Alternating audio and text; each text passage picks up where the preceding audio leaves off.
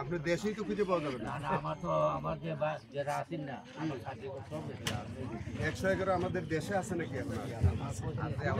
ভর্তি কেন দেশেই তো মনে হয় না। হ্যাঁ? 111 বছরের মানুষ আমাদের মাধবপুরে আছে।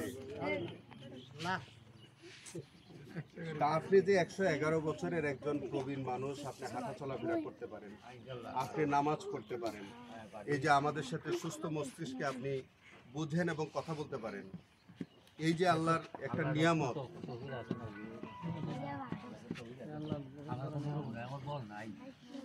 কোনো রোগও নাই আপনার? আমার কোনো রোগ নাই তো, আমার কোনো রোগ নাই, আমার বল নাই এখন হয়ে গেছে তো মুখ কিন্তু আপনার এখনো চেহারা যে সুন্দর, আমার চেহারাও তো এত সুন্দর না, অনেক সুন্দর চেহারা। 111 বছরের একজন প্রবীণ মানুষের সাথে আমরা এই যে আসলে আমি জানি না যে 111 বছরে আর কোনো মানুষ আমাদের মাধবপুরে আছেন।